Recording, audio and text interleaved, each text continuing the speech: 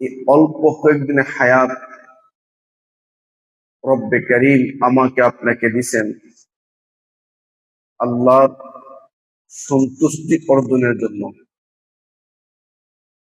বান্দা আল্লাহকে যত বেশি খুশি করবে,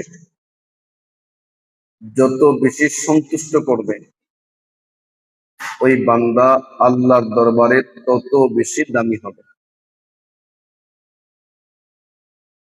তো আল্লাহ আমাকে আপনাকে দুনিয়াতে পাঠানোর একটি পদ্ধতি অবলম্বন করছেন। আল্লাহ তাআলা যদি চাইতেন, যেমন আদম আলা নবিয়িনা আলাইহিস সালাতু ওয়াস সালাম,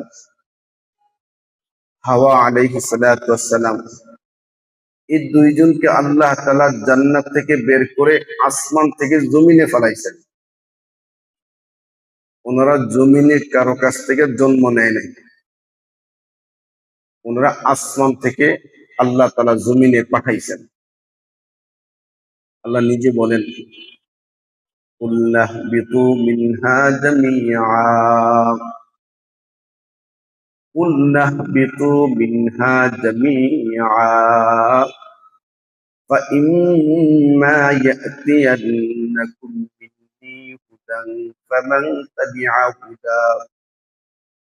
فمن تبع هداي فلا خوف عليهم ولا هم يحزنون।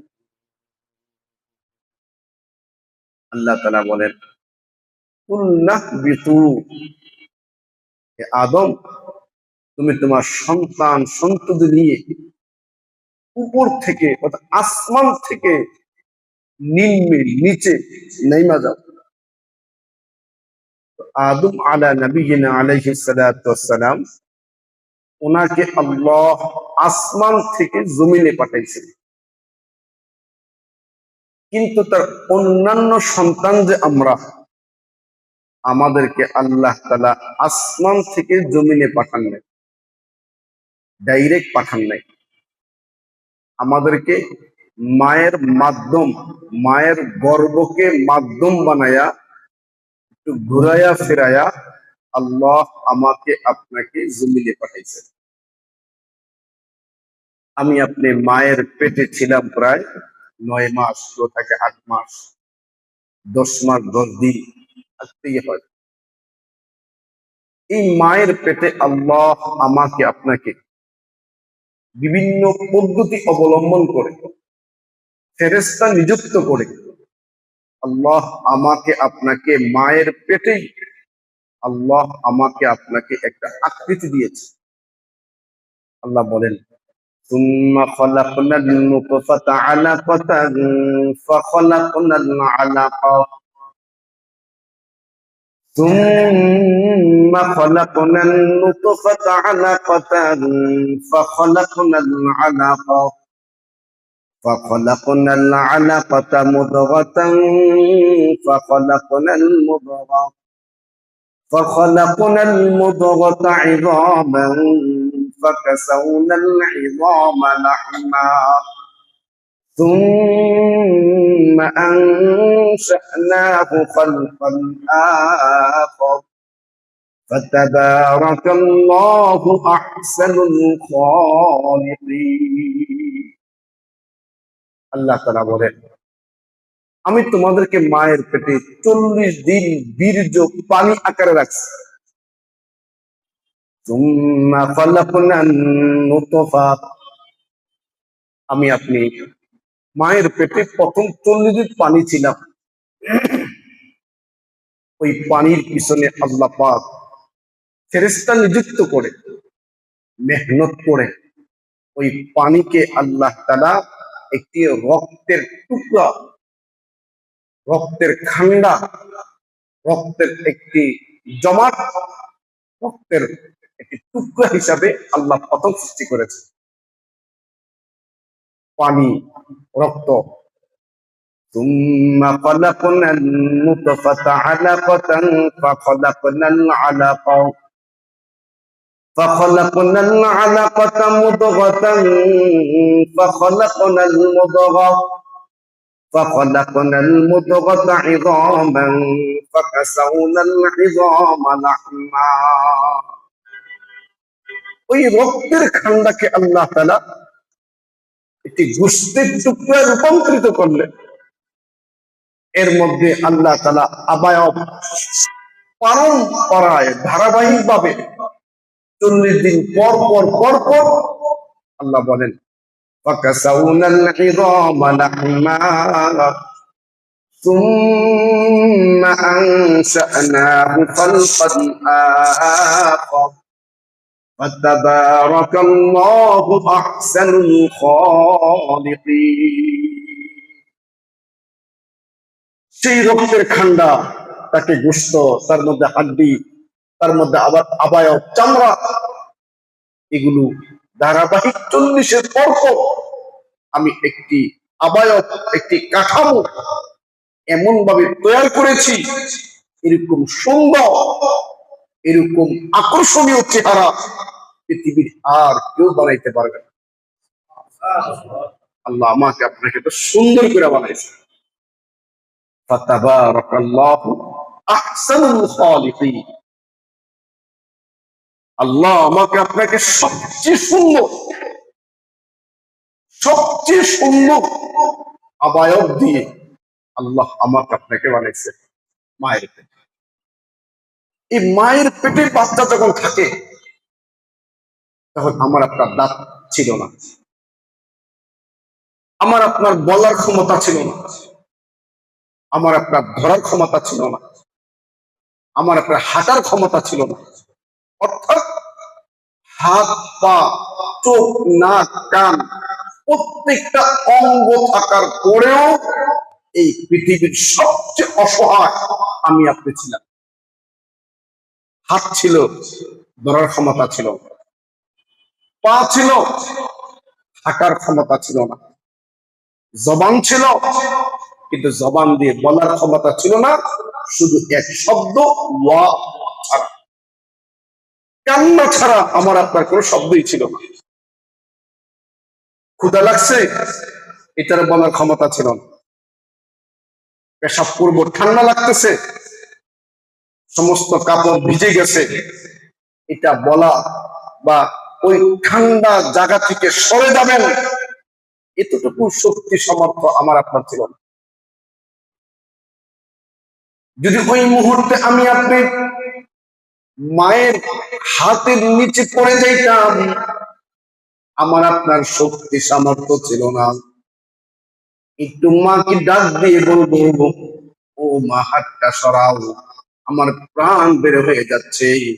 এমন বিপদ মুহূর্তেও আমি আপনি জবান খুলে কোন কাউকে বলার ক্ষমতা আল্লাহ দিয়েছেন, জবান ছিল না, আমি আপনি বলতে পারি না। হাত পড়ছে, সরাও, বলার ক্ষমতা ছিল। বা অন্যান্য কোন সমস্যায় কোন পিপিলিকা কামড়াচ্ছে, একমাত্র কান্না শব্দ ছাড়া আর কিচ্ছু বলার ক্ষমতা ছিল না যে আমাকে এখান থেকে দূরত্ব সরাও। কিন্তু এই মানুষ, এই নবজাতক শিশু মায়ের পেটে থাকা অবস্থায় তার পেটের ধারণ ক্ষমতা হিসাবে কোন খাদ্যটা সবচেয়ে বেশি প্রযোজ্য, ওই খাদ্য পৃথিবীর কোন ফ্যাক্টরিতে আল্লাহ তৈরি না করে, সৃষ্টি না করে, আল্লাহ তাআলা তার স্বয়ং পদ্ধতি ভাবে মায়ের স্তনে একটি খাদ্য আবিষ্কার করলেন, তার নাম হলো দুধ। আল্লাহ পদ্ধতি করেছে। একটা সন্তান পৃথিবীতে আসা থেকে আল্লাহ তার কার্যক্রম শুরু করে দেন। এই মায়ের দুধকে আল্লাহ তাআলা এমন করে সৃষ্টি করেছেন, না এমন ঠান্ডা যা বাচ্চার জন্য ক্ষতি হবে, আবার এমন গরম করে বানান নাই এটা বাচ্চা মুখে দিলে মুখ জিহ্বাটা পড়ে যাবে, আবার এত শক্ত বানান নাই এটা পেটে হজম হতে কষ্ট হবে। একেবারে তরল, অধিক মিষ্টি এমনও না, অধিক গরম তাও না, অধিক ঠান্ডা দাও না। আল্লাহ পদ্ধতি ভাবে এমন এক এমন এক এমন এক ফ্রিজিং ব্যবস্থা করছেন যে আমার আপনার জন্য ওই মুহূর্তে পৃথিবীর সবচেয়ে উপযুক্ত খাবার বিজ্ঞান আবিষ্কার করতে না পারলেও আল্লাহ তার পদ্ধতি ভাবে আমার আপনার জন্য খাদ্যের ব্যবস্থা করে দিয়েছে। মায়ের পেটে দুধ পৃথিবীর সবচেয়ে দামি সম্পদ। আমাদের মাদ্রাসার কিতাব পড়ায় সরফে বেকায়া মাসআলার কিতাব, ওই কিতাবের হাসিয়ার মধ্যে আছে আমি আপনি যত খাবার খাই এই খাবারটা পেটে গিয়ে দুই ভাগ হয়। এক ভাগ হয় পায়খানা পেশাব ময়লা হয়, আরেক ভাগ এই খাদ্যটা হয় রক্ত। এই রক্তটা আবার দুই ভাগ, কিছু রক্ত চলে যায় গোশতের ভিতরে, ওটা শরীরকে মোটা তাজা করে, আর কিছু রক্ত চলে যায় রগ রেশার ভিতরে, ওইটা মানুষের শক্তি যোগায়। কিন্তু যেই মা বাচ্চা জন্ম দিচ্ছেন তার রক্তটা আরেকটা ভাগ হয়। আমার তো যে রক্ত হলো যে অংশটা, এটা একটা যায় গোশতের ভিতরে আর একটা যায় রগের ভিতরে। কিন্তু মা একটি বাচ্চাকে দুধ পান করে নেওয়ানা মা, তার রক্তটা চলে যায়, একটা রক্ত চলে যায় রগ রেশার ভিতরে, আরেকটা রক্ত চলে যায় মা স্কুলের ভিতরে। আমি আপনার যে রক্তটা গোশতের ভিতরে গিয়ে শরীরকে মোটা তাজা করলো, কিন্তু আমার মা বোনেরা, নারী জাতিরা তাদের রক্তটা পরিপূর্ণ শরীরে কাজে লাগে না। তাদের রগ রেশা শক্তির রক্তটা, যে অংশের রক্ত দ্বারা শক্তি তৈরি হয়, ওই রক্তটা চলে যায় মা পিছনে। দুনিয়ার প্রত্যেকটা মানুষ মার ওই কলিজা ছাড়া সারা জীবন মা দুর্বলতার জীবন ভোগ করেন। এরপর ওই একবারে পিওর রক্তের মাধ্যমে আল্লাহ পদ্ধতি ভাবে বানানো রক্তের মাধ্যমে সেই দুধ আমি আপনি পান করে মানুষ হয়েছে। এই জন্য পৃথিবীর দেখবেন নারীরা বৃদ্ধ বয়সে গিয়ে পুরুষের চেয়ে বেশি দুর্বল হয়ে পড়ে, কারণ দিনের দিন দুর্বলতার ঘাটতি চাপতে চাপতে ওই নারীটা অনেক সময় অনেক মা বোনেরা বয়সের এক পর্যায়ে গিয়ে পূজা হয়ে যান, বেকা হয়ে যান, কারণ তার শক্তি কমে গেছে দুর্বলতার কারণে। কারণ এই মায়ের অর্ধেক রক্ত স্তরে চলে গেছে, যে আমি আপনি চষে চষে খেয়েছি। মার স্তনের মধ্যে আল্লাহ তাআলা কত লক্ষ যে জালি চিকুন চিকুন রক্তের নাল আল্লাহ তাআলা তৈরি করেছেন। বাচ্চা মুখে দিতে দেরি কোন রকমের কষ্ট বা চাপ ছাড়া তার মুখে অটোমেটিক এত এত স্লিম বা খুব নর্মাল ভাবে মুখে আসে, এমন না এত অধিক পরিমাণ দুধ আসছে মুখের মধ্যে আটকে এসে মারা যাবে, এমনও না। ওই বাচ্চার ধারণ ক্ষমতা বা টানার শক্তির ভিত্তিতে রব্বে কারীম এই নবজাতক বাচ্চার মুখে দুধ সরবরাহ করে। সুবহানাল্লাহ বলবেন না? এই দুধ আমি আপনি পান করে বড় হয়েছি। আল্লাহ তাআলা সেই দুধ পান করার বিষয়ে আল্লাহ আলোচনা করতেছেন। আল্লাহ তাআলা বলেন, والوالدات يرضعن أولادهن حولين كاملين। আল্লাহ তাআলা বলেন, একজন মা তার সন্তানকে পরিপূর্ণ 2 বছর দুধ পান করাবে। দেখেন, দুধ পান করানোর কথা বলতে গিয়ে আল্লাহ তাআলা সন্তানকে মায়ের সাথে সম্পৃক্ত করে দিয়েছেন। বাবার সন্তান এমন বলতে পারতেন, কিন্তু আল্লাহ তাআলা বলেন ওয়াল ওয়ালিদাত, যে মা বাচ্চা প্রসব করেছে, বাচ্চা জন্ম দিয়েছে, এই মা তার সন্তানকে পরিপূর্ণ 2 বছর দুধ পান করা। লিমান আরাদা আন ইউতিম্মার রাদাআ, যে ব্যক্তি দুধ পান করার পরিপূর্ণ মেয়াদকে পূর্ণতায় পৌঁছাইতে চায়, ওই নারী তার সন্তানকে 2 বছর দুধ পান করাবে।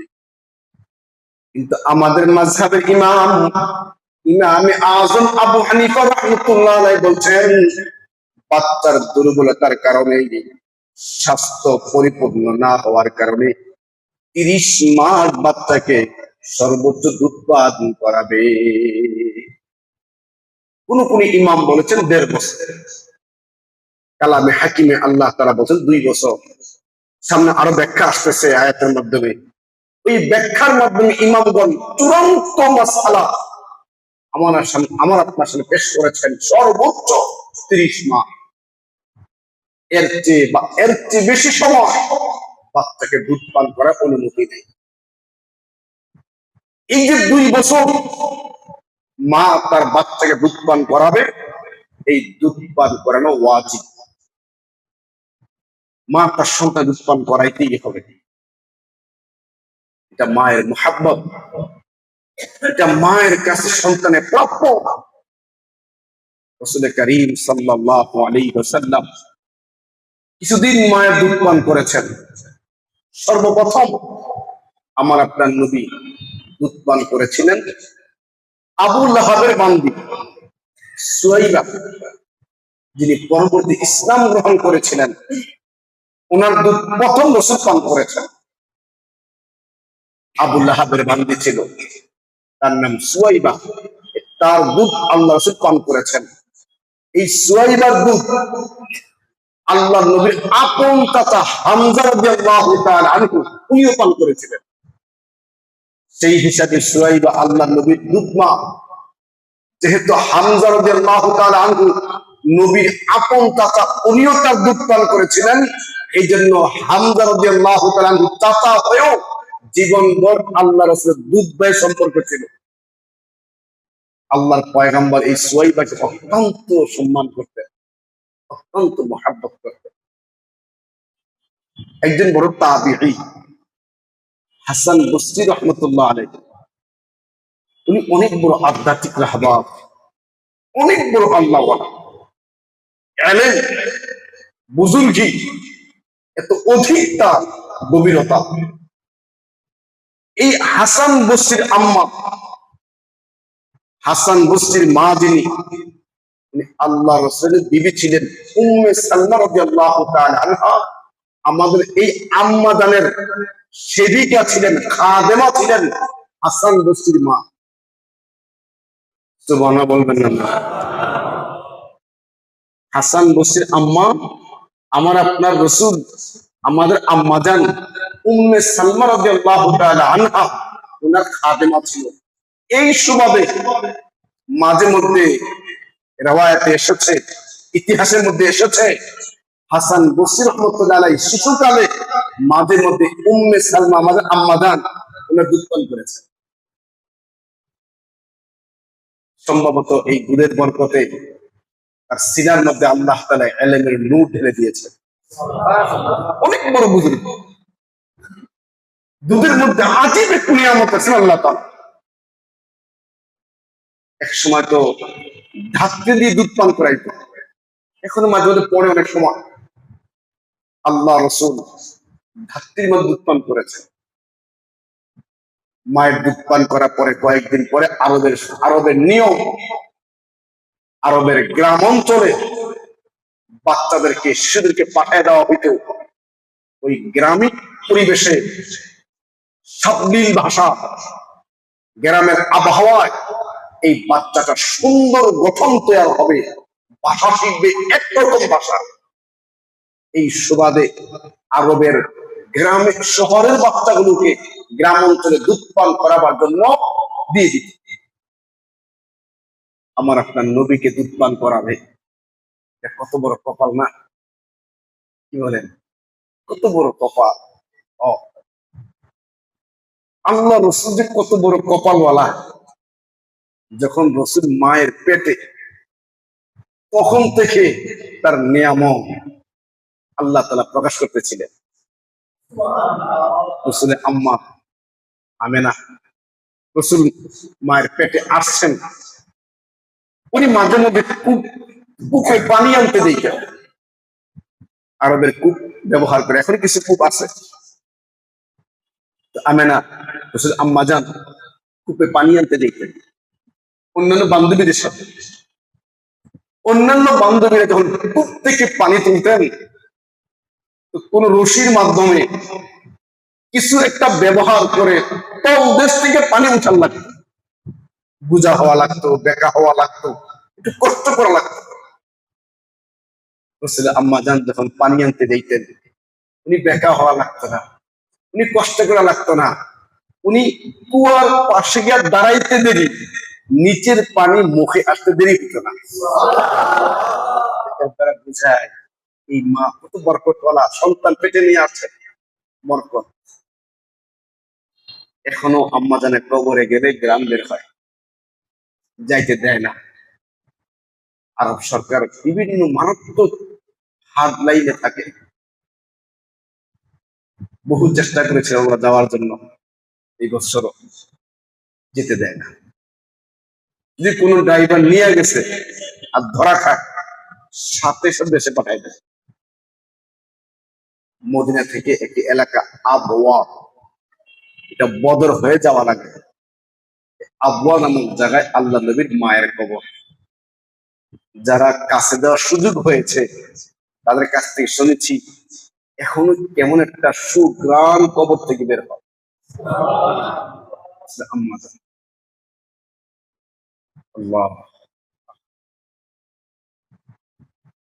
আল্লাহ রসুলকে যেই দিন দুধ পান করাইতে পাঠাবে, বাজার বসত, ছোট ছোট বাচ্চাদের বাজার বসত, গ্রাম্য মহিলারা আসতেন বাজারে, আলাপ আলোচনা করে আপনার বাচ্চাকে আমি দুধ পান করাবো, কত দিবেন, এরকম উপর উপর উপহার কি পাবো আমি, এর আলাপ আলোচনা করে বাচ্চা নিয়ে যেত।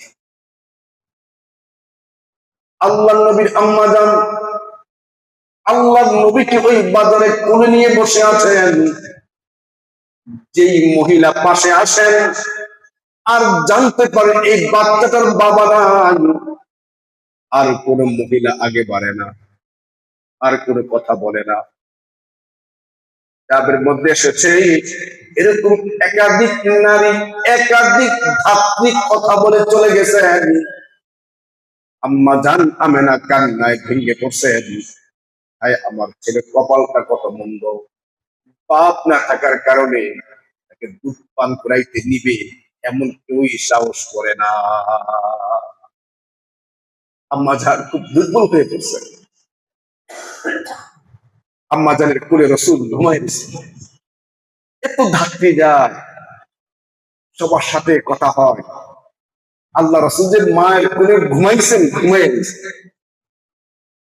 কারণ দিকে তাকে ঘুমন্ত হালাতে আছে।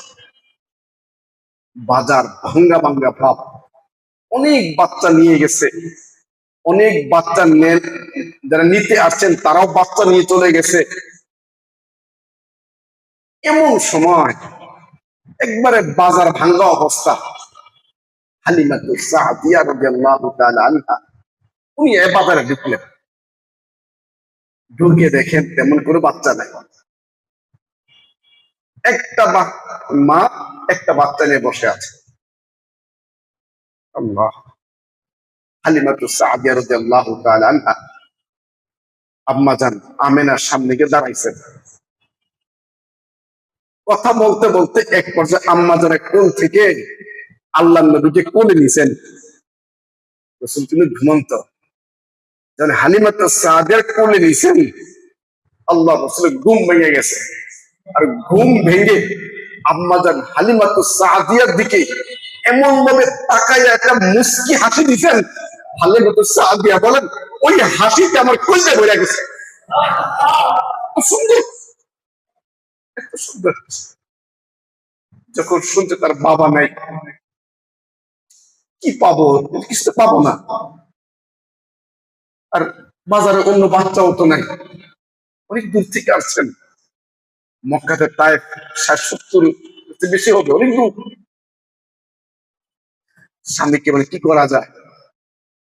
স্বামী বলে খালিদ যাওয়ার চেয়ে নিয়ে আনো। কথা বলে নিয়ে নিলেন।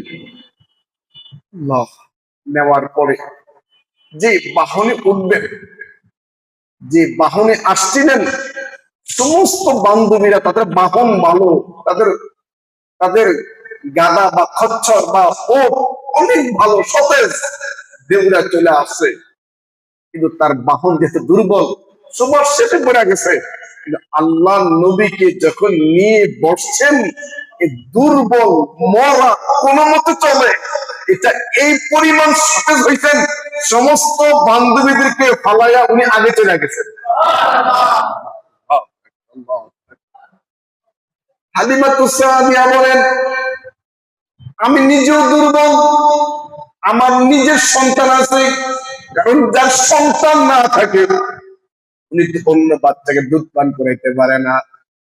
হালিমাতুস সাদিয়া বলেন, আমার দুই স্তন এই পরিমাণ দুর্বল, এই পরিমাণ শুকনা, আমি আমার সন্তানটাকে পেট ভরে দুধ পান করাইতে পারি না, কিন্তু এই নবজাতক শিশুটাকে কোলে নিতে দেরি, আমার স্তনে দুধের বন্যা বইতে দেরি না।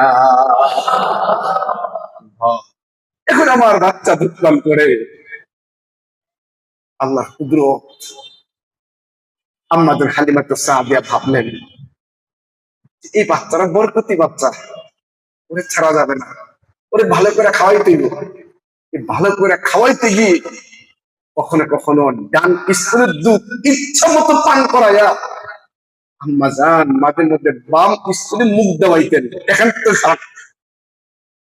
আল্লাহ রাসূল শিশুর নবজাতক বাচ্চা অবুঝ বাম স্তনে কোনদিন মুখ দেখাইতে পারেন না। বুঝাইছেন, মাগো আমার তো আরেকটা ভাই আছে, আমি যদি একাই দুই স্তনে দুধ পান করে ফেলি, আমার ভাইটা খাবে কি? আমি তো একজন নবী হব, যদি আমি মায়ের কোলে ইনসাফ স্থাপন করতে না পারি, মায়ের কোলে একাই দুই ভাইয়ের দুধ আমি একে পান করে ফেলি, আমার উম্মতকে ইনসাফ শিখাবে কে? এই জন্য আমি ডানটাই খাবো, বামটা আমার দুধ ভাইয়ের জন্য অক্ষত ভাইটা খাবে। হালিমাতুস সাদিয়ার ঘরে ওই দিন থেকে তার বাহনগুলো এত সতেজ, ওনার বকরিগুলো সতেজ, অন্যান্য মহল্লার বকরিগুলো শুকাইয়া দুর্বল। অন্যান্য মহিলার লোকেরা, অন্যান্য মহিলারা আলোচনা করে, এরে হালিমাতুস সাদিয়া কোন জায়গায় বকরি চড়ায়, আমরা সেখানে চড়াবো। তার বকরির ওলানে ভরা, তার কোটে তার দুম্বা, তার উটনি গুলো ওলানে দুধে ভরা। উনি কোন কোন মাঠে বকরিগুলো চড়ায়, কোন মাঠে উটগুলো চড়ায়, আমরা সেখানে চড়াবো। আসলে তো মাঠের ব্যবধান না, এটা আল্লাহ নবীর বরকত। এটা ঘাসের ব্যবধান ছিল না, এটা মাঠের ব্যবধান ছিল না, আল্লাহ নবীর বরকত ছিল। 2 বছর রাখছিলেন উনি। 2 বছর রাখার পরে উনি ছাড়তে চান নাই, বিধান তো ফিরে দিয়ে দিল। 2 বছর পরে মনে টানে নাই নবীকে ফিরে দিবে বরকত। 2 বছর পরে মদিনা নিয়ে আসছেন, মক্কায় নিয়ে আসছেন। তখন মক্কা একটা রোগ চলতেছিল, বিমার মহামারী। আমেনা বললেন, না নিয়ে যাও, এলাকা ভালো না, অবস্থা বাতাস খারাপ, তোমার এলাকা নিয়ে আছে। তখন নিয়ে গেছিলেন, আবার খুশি হয়েছেন। নিয়ে যাওয়ার পরেই ঘটনা ঘটছে, ওনার দুধ ভাইয়ের সাথে বকরি চড়াইতে গেছেন। তখনই আসমান থেকে ফেরেশতা আইসা আল্লাহ নবীকে একটা পাহাড়ের চূড়ায় শোয়াইছেন, এই বুকটা টান দিয়া ছিঁড়ে ফেলছেন, রক্ত বের হয়েছে, এই কলজা ভারী করছেন, জমজম পানি দিয়ে ধুইছেন, ধুইয়া পরিষ্কার করে আবার ঢুকাইছেন।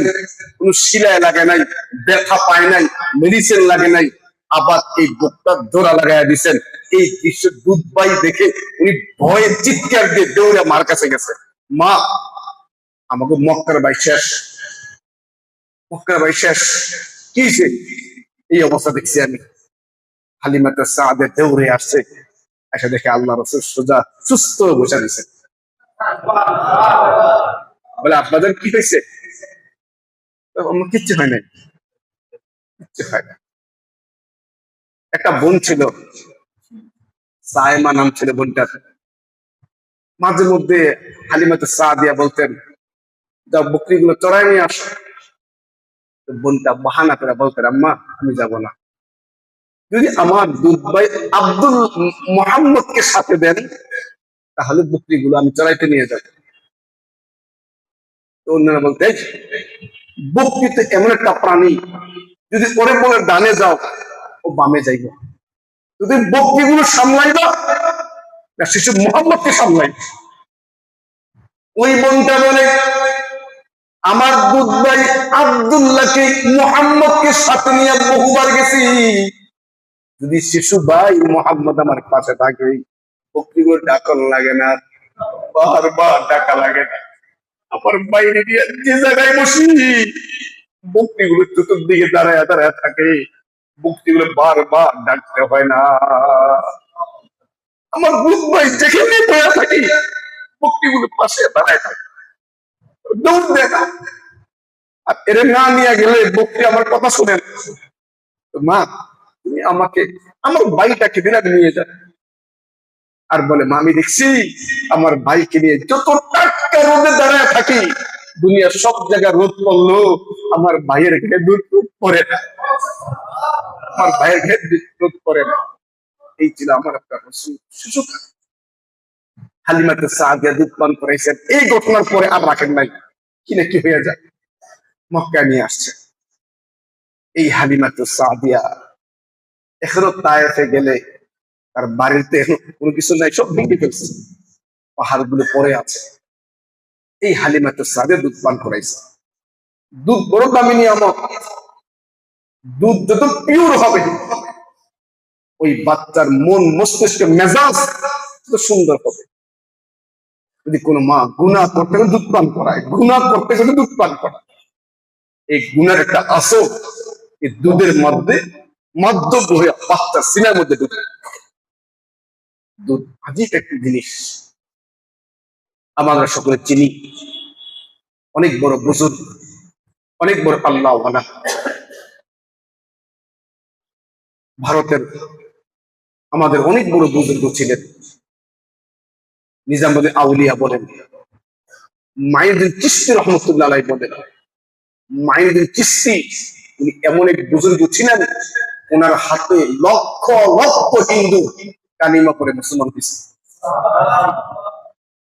উনি একদিন গর্ব করে খুব আবেগ নিয়ে মার কাছে গেছেন, যা বলেন, মা আজকে আমার হাতে বহু হিন্দু কালিমা পড়া মুসলমান, এত মুসলমান কোনদিন আর হয় নাই গো মা, আজকে বহু লোক কালিমা পড়া মুসলমান হয়েছে গো মা। এই কথা বলতে দেরি মা বলে, বাবা তোমার হাতে এত মানুষ মুসলমান হওয়া, ও বাবা তোমার কৃতিত্ব না, এটা তোমার বড়াই করার বিষয় না, তোমার হাতে এত লোক কালিমা পড়া মুসলমান হওয়া এটা আমি আমি মার কৃতিত্ব। কেন মা? আমি বড় বুজুর্গ, সবাই বলে আমাকে, না তোমার কৃতিত্ব না। কি মা বলো, কিনা বলো? তো মা বলে, বাবা যেই দিন তুমি পেটে আসছো ওই দিন থেকে নিয়ত করছি, যেই দিন তুমি দুনিয়া ভূমিষ্ঠ হইবা ওই দিন থেকে যতদিন দুধ পান করানো ততদিন তোমাকে বিনা অজুতে দুধ পান করাবো না। আমি তোমাকে পেটে রাখা অবস্থায় নিয়ত করছি তোমাকে বিনা অজুতে দুধ পান করাবো না। তোমাকে যতদিন দুধ পান করবে 2 বছর 3 বছর যতদিন দুধ পান করাইছি ততদিন কখনো রাত, কখনো দিন, কখনো শীত, কখনো গরম, কখনো গভীর রাত, কখনো ব্যস্ততা, কখনো অবসরতা, কখনো গাফলাত, কখনো অলসতা, সর্বহালাতে আমি মা যেই কাজে লিপ্ত থাকতাম ওযু করে আইসা আমি মা তোমাকে ওযুর হালাতে দুধ পান করাবার বরকতে তোমার হাতে এত লোক কালিমা পড়া মুসলমান হইছে। কেন হইছে? দুধের একটা আসর আছে। আল্লাহ সেই দুধ পান করাইতে মা তাকে আদেশ দিচ্ছেন, ও মা তাতিরা দুধ পান করাও। এখন আধুনিকতার যুগে বহু মা বাচ্চাকে দুধ পান করায় না, স্বাস্থ্য নষ্ট হয়ে যাবে, শরীরের বুকের কাঠামো, স্বাস্থ্যের কাঠামো ভেঙে যাবে, লেট্টোজেন খাওয়ায়, দুধ পান করায়। আরে লেট্টোজেন খাওয়ানো সন্তান মার সাথে আত্মার ওই গভীরতা ভালোভাবে তৈরি হয় না। যে মা কষ্ট স্বীকার করে করে কলজার শুকিয়ে শুকায়া বাচ্চাকে দুধ পান করায়, ওই বাচ্চা মায়ের সাথে যে আত্মসম্পর্ক করে। এই জন্য আল্লাহ তাআলা মাকে বলে দুধ পান করাও। আল্লাহ বলেন وعلى المولود له رزقهن وكسوتهن بالمعروف। আল্লাহ তাআলা বলেন এই যে মা তার বাচ্চাকে দুধ পান করাবে, যদি এই মা আর স্বামী, মা আর বাবা তালাক হয়ে যায়, এই কথাগুলো তালাকের মাসালার পরে আসছে, যদি মাকে বাবা ছেড়ে দেয়, এমন অবস্থায় বাচ্চা আছে, তালাকের পরে মা বাবা শত্রু হয়ে যায়, একে অপরকে দেখবার পারে না। এই যে বাবা মাকে দেখবার পারে না, মা বাবাকে দেখবার পারে না, এই নবজাতক বাচ্চা তখন বিপদে পড়ে যায়। আল্লাহ তখন বলেন, যদি এই মা যদি বলে আমি তোমার বাচ্চাকে দুধ পান করাবো না, আল্লাহ তাআলা বলেন وعلى المولود له رزقهن وكسوتهن بالمعروف। ন্যায়সঙ্গত ভাবে আকল বুদ্ধি খাটায়া এই মহিলাকে কিছু খাবারের টাকা দাও, কিছু কাপড় চোপড়ের টাকা দাও, এরপর তোমার বাচ্চাকে দুধ পান করা। তালাকের পরে কিন্তু বাচ্চাকে দুধ পান করে খরচ দেওয়া লাগে, এই কথা এখানে। এমনি তালাক না হইলে স্বাভাবিক ভাবে একটা মা তার বাচ্চাকে দুধ পান করায়, কোনো কিছু বাধা দেয় না। তালাকের পরে ঝামেলা বেঁধে যায়। আল্লাহ সামনে বলেন লা তুকাল্লাফু নাফসুন ইল্লা উসাহা। আল্লাহ বলেন আমি নারীর উপরে বা বাবার উপরে, মার উপরে বা বাবার উপরে এমন কোন কাজ চাপাই না যে কাজটা মার করতে কষ্ট হবে, বাবার করতে কষ্ট হবে, এমন কাজ আমি চাপাই না। আল্লাহ আরো বলেন লা তুদাররা ওয়ালিদাতুন বিওয়ালাদিহা ওয়ালা মাউলুদুন লাহু বিওয়ালাদি। আল্লাহ তাআলা বলেন আমি মাকে যেমন কষ্ট দেই না, আমি বাবাকেও তেমন কষ্ট দেই না। আমি বিধান মাঝখানে রাখলাম, ও মা তুমি তোমার সন্তান দুধ পান করাও, কিছু প্রয়োজন হলে বাবাকে বলছে বাবা তুমি তার কিছু খরচ দেওয়া দাও, তাকে একটু সাহায্য সহযোগিতা করো, একটু খাওয়ানোর টাকা দাও, একটু কাপড়ের টাকা দাও। আমি আল্লাহ মাকেও কষ্ট দেই না, বাবাকেও কষ্ট দেই না, এমনকি কষ্ট হয় এমন বিধানও আমি আল্লাহ চাপাই না। আসলে যখন তালাক হয়ে যায়, তখন বাচ্চা থাকলে ওই বাচ্চা যে কত বিপদ, যারা এই বিপদে পড়ছে তারা জানে। আর যদি মা বিয়ে হয়ে যায় তখন তো এই বাচ্চার খবরই থাকে না।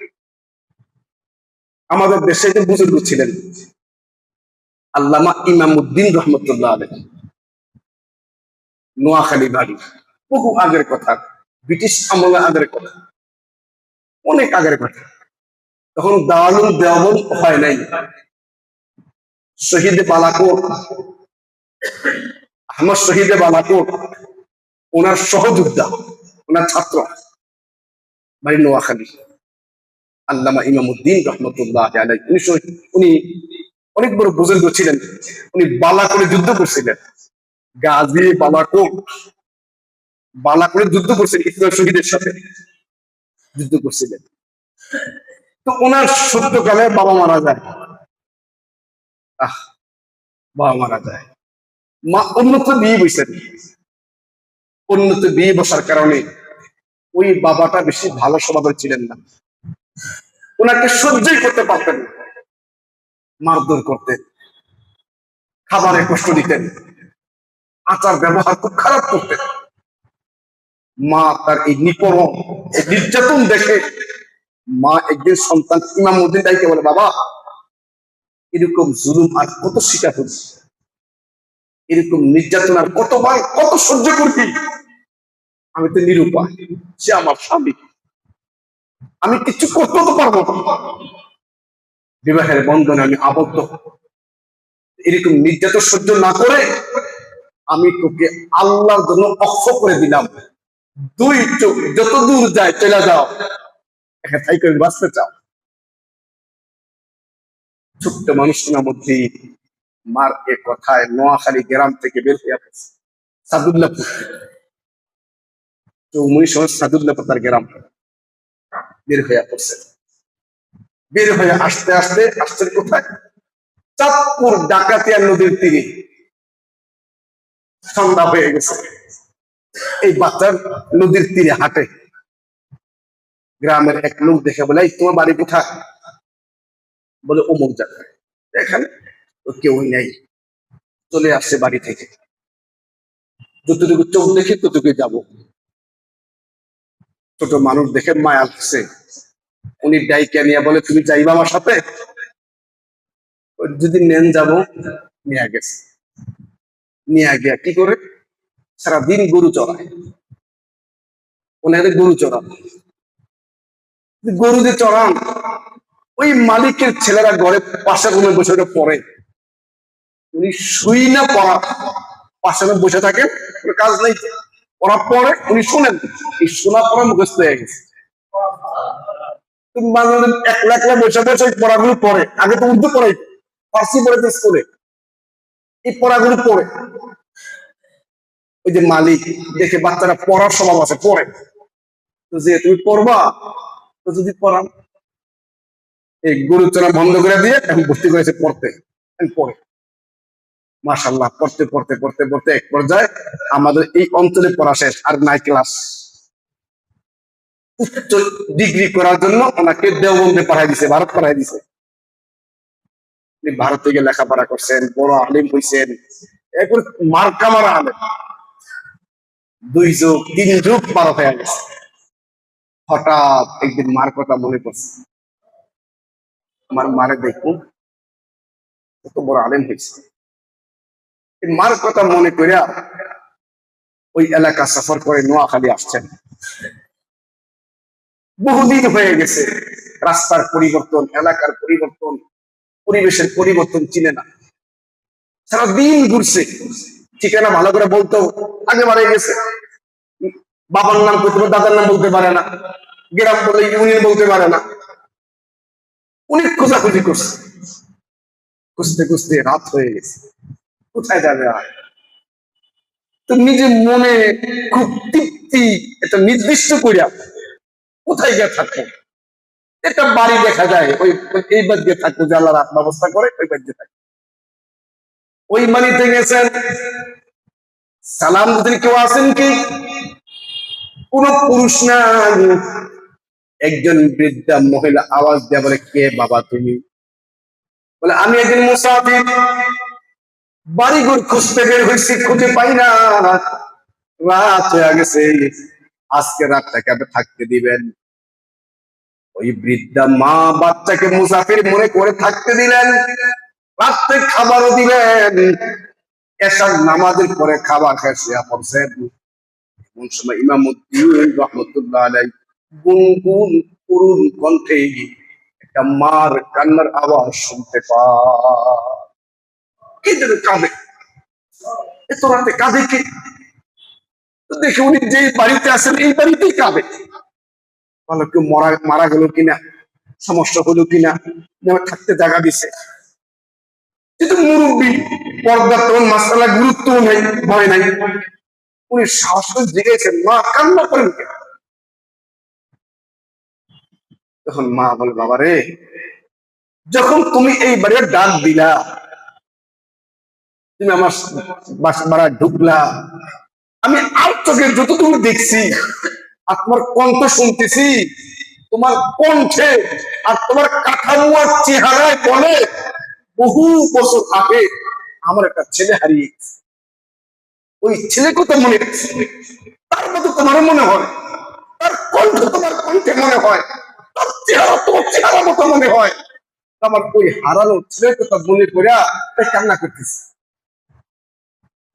ইমামউদ্দিন রহমতুল্লাহ মা, আপনার ছেলের নাম কি? ইমামউদ্দিন। বাবার নাম? তার বাবা এই হয়েছিল, মারা গেছে, এই হয়েছে।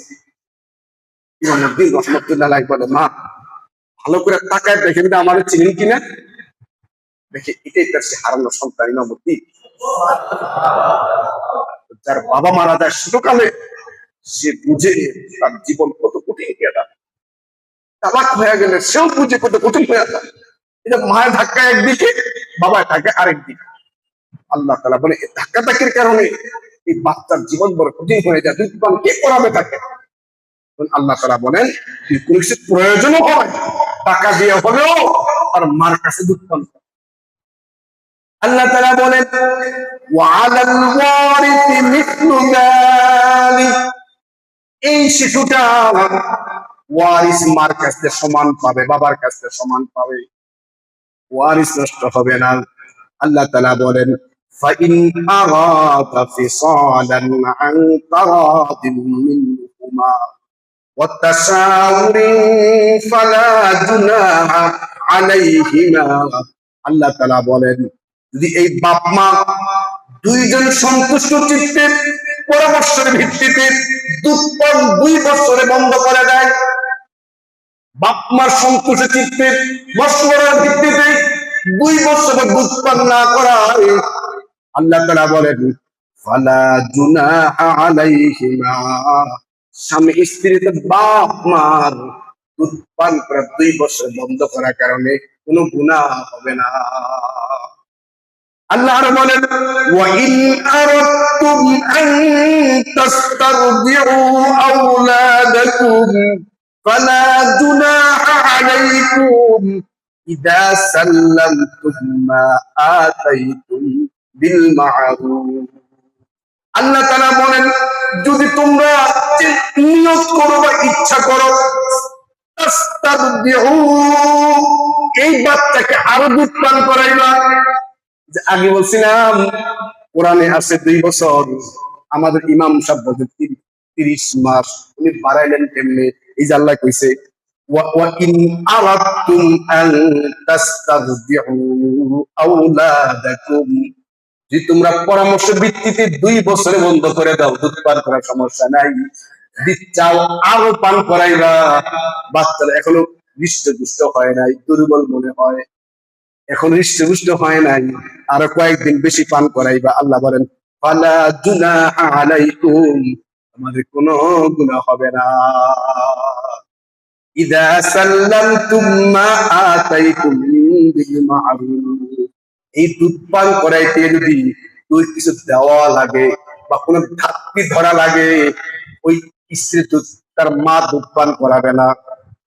হতে পারে মা অসুস্থ, মার শারীরিক সমস্যা, কোন মা যদি বাস্তব রোগাক্রান্ত হওয়ার কারণে, মাযুর হওয়ার কারণে, সমস্যার কারণে এই বাচ্চাকে দুধ পান করাইতে না চান, এই মা, এই বাবা ধাত্রী বা অন্য মহিলাকে দিয়ে দুধ পান করাবে। ওই মহিলা যদি দুধ পান করাইতে গিয়ে টাকা দাবি করে, কোনো কিছু চান, আল্লাহ বলেন ইযা সাল্লামতুম মা আতাইতুম বিল মা'রুফ, তখন তাই কিছু টাকার বিনিময়ে, কোন বিনিময়ে দেওয়া হলো, ধাত্রীর কাছ থেকে দুধ পান করাইবা। এই দুধ পানের মাসআলা বড় জটিল, একটু জটিল সমাজে। দুধ পান করার মেয়াদ ধরে 30 মাস, 2 বছর 2.5 বছর, একটা বাচ্চা দুধ পান করার মেয়াদ।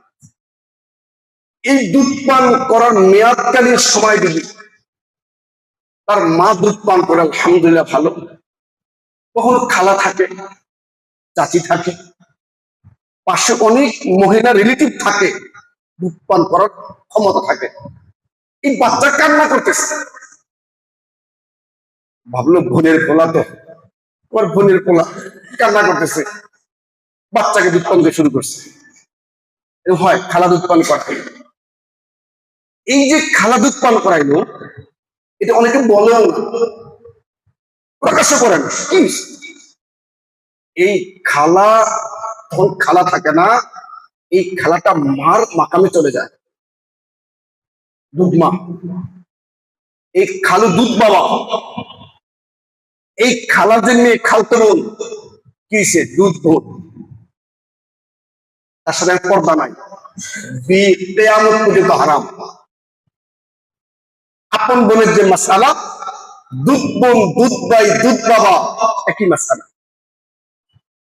এই যে গোপনে কাজগুলো করা মারাত্মক গুনাহ, প্রকাশ না করে, আল্লাহ না করুক, এই বাচ্চা বড় হয়ে খালতে বোনে বিয়ে করছে, খালা দুধ, তুই একটু সম্মুখ দে, একটু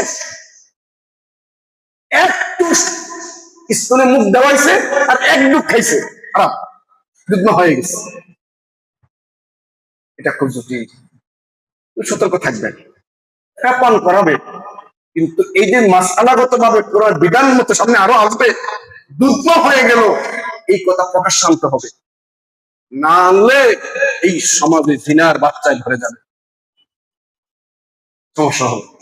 এই জন্য ওলামায়ে কিরাম এই যে সকল বাচ্চা মা মারা যায়, তার লালন করে কেউ থাকে না, এই বাচ্চাকে দুধ পান করার জন্য একটা সংস্থা দুধের জমা রাখার ব্যাংক আবিষ্কার করছে।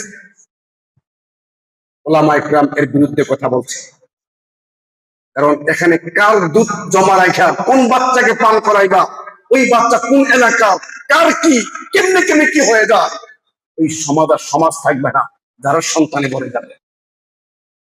কথা বুঝতে পারছেন? কিন্তু দুধের মেয়াদ শেষ, 2 বছর বা 2.5 বছর পার হয়ে গেছে, দুধ পান করার মেয়াদ শেষ, এখন পান করলে দুধ মা সাব্যস্ত হবে না, দুধ বাবা সাব্যস্ত হবে না। দুধ পান করার মেয়াদের মধ্যে দুধ পান একটু করে, দুধ মার হুকুম, দুধ বাবার হুকুম, দুধ ভাইয়ের হুকুম, দুধ বোনের হুকুম, একবারে আপন বাপমার যে রেস্তা সম্পর্ক বাড়ে, এই দুধ মার কারণে সেম রেস্তা বাড়বে, হুকুম বাড়বে। এই মাসালা বড় জটিল, সতর্ক থাকতে হবে। আল্লাহ তাআলা বলেন, ওয়াত্তাকুল্লাহ, আল্লাহকে ভয় করো। তুমি একটু দুধ পান করাই না, তুমি গোপন রাখলে, কাউকে বললা না, আল্লাহ বলে সাবধান, এই বিষয়গুলো গোপন রাখার বিষয় না। ওয়াত্তাকুল্লাহ, আমি আল্লাহকে ভয় করো। আল্লাহ বলেন, ওয়া'লামু আন্নাল্লাহা বিমা তা'মালুনা বাসীর। আল্লাহ তাআলা বলেন, নিশ্চয়ই তোমরা যত আমল করো, দেখেন আল্লাহ তাআলা ওয়া'লামু, তোমরা জেনে রাখো, আন্নাল্লাহ, নিশ্চয় আমি আল্লাহ, বিমা তা'মালুন, তোমরা যা করো, বাসীর, আমি আল্লাহ সব কিন্তু দেখি।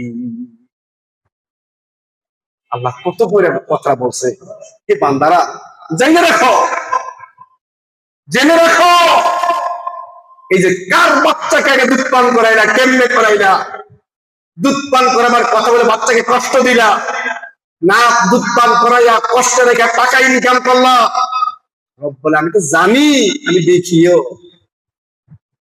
জেনে রেখে আমি দেখি, কিন্তু তোরা কি করো আমি আল্লাহ দেখি। এই জন্য দুধ পান করা মাসালা জানা দরকার। আর স্পষ্ট এই আয়াতের ভিত্তিতে অনেক মাসালা বের হয়েছে, ফুকাহায়ে কেরাম মাসালা বের করেছে। এটি বুঝতে হলে, আরো জানতে চাইলে, এমনি তো বলা সম্ভব না, বেহেশতে জোর কিনতে বাগানো করা, সেখানে সুন্দর একটা চাপ্টার আছে, দুধ পান করা চাপ্টার, এটাতে ভাষায় মোতালা করবেন, পড়বেন। একটু বড় কিনে কিনতে না চান, ভালো লাগে না, এত বড় কিতাব 3-4 প্রায় 10 খন্ড, এই 10 খন্ডকে 3 ভলিউমে নিয়ে আসছে এখন। এটা কিনতে না পারলে আরো সহজ একটা কিতাব আছে, আহকামে জিন্দেগি, এটাও গুরুত্বপূর্ণ, ছোট্ট একটা কিতাব, 208 টাকা দাম। ওটা কিনা মা বোনদের পড়তে দিবেন, আপনি পড়বেন, দুধ পান করা মাসালাগুলো জানতে পারবেন। আল্লাহ আমাদের সকলকে এর উপর আমল করার তৌফিক দান করুন। পারিবারিক জীবনে কত প্রয়োজন, সামনে আরো আসতেছে, আরো দরকারি বিষয়গুলো আসতেছে।